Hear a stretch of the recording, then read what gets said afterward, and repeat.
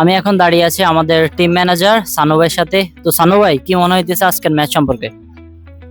আজকের ম্যাচ সম্পর্কে আমার যতটুকু আমার অভিজ্ঞতা, আহ, খেলা প্রতিযোগিতামূলক হবে। আর প্রত্যেকটা দুইটা টিমই ভালো। আর বিপক্ষ টিম যেটা সেটা হচ্ছে স্থানীয় লোকাল টিম, সেক্ষেত্রে ওরা একটু বাড়তি সুবিধা পাবে। আর আমরা আমাদের নিজস্ব একটা তৈরি টিম নামিয়েছি, খুব ভালো খেলবে আশা করি ওরা। আর ওদের মধ্যে কনফিডেন্স আছে, অসুবিধা নাই, আমরা জিতবো। আচ্ছা, তো কত গোলে জিততে পারেন বা খেলাকে সমতায় হতে পারে এরকম কোন একটা চিন্তা আছে নাকি?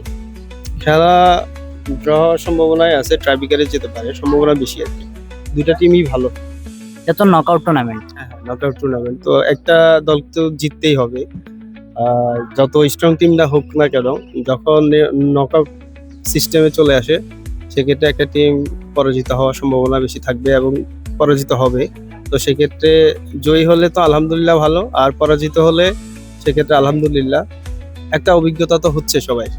তো ভবিষ্যতেও কি পেশকারবারি স্পোর্টস আরো বিভিন্ন টুর্নামেন্টে অংশগ্রহণ করবে এবং এই ছোটখাটো টুর্নামেন্ট থেকেও কি আরো ভবিষ্যতে কি আরো বড় টুর্নামেন্টে অংশগ্রহণের ইচ্ছা আছে আপনার?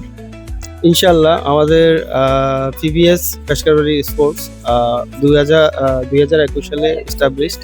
তো সেক্ষেত্রে আমরা এখন পর্যন্ত টিকে আছি। আশা করতেছি আমরা লং টাইম একটা প্রত্যাশা করি যে আমরা আমাদের মতো করে আমরা সবাইকে একত্রিত করে আমরা ভালো একটা দল গঠন করে আমরা ভবিষ্যতে এগিয়ে যাব। এবং ফুটবলের, ক্রিকেট খেলাধুলা নিয়ে আমরা আমাদের চিন্তা ভাবনা সবাই মতো করে আমরা আমাদের প্রত্যেকটা ছেলেকে আমরা আমাদের পেশকারবারি স্পোর্টসে আমরা অন্তর্ভুক্ত করব এবং একটা স্ট্রং স্ট্রং টিম হিসেবে আমরা তৈরি করতে সক্ষম হবো ইনশাল্লাহ। তাহলে বলা যায় যে বজরা এলাকায় মাদক মুক্ত পরিবেশ গড়তে পিবিএস অনেক ধাপ এগিয়ে যাচ্ছে এবং এগিয়েও যাবে ভবিষ্যতে। এক্ষেত্রে আমরা আমার একটা ছোট্ট একটা ইয়ে আছে, সেটা হচ্ছে আমরা যখন বড় বড় কাজ করতে পারবো না, কিন্তু আমরা ছোট ছোট কাজগুলো করি। ছোট ছোট কাজগুলো এমন হচ্ছে এই যে আমরা এলাকা ভিত্তিক না করতে পারলেও আমি আমার বাড়িকে আমি সুসংগঠিত করে একটা স্পোর্টসে নিয়ে আসছি, খেলাধুলার প্রতি একটা সবাইকে আগ্রহ সৃষ্টি করেছি।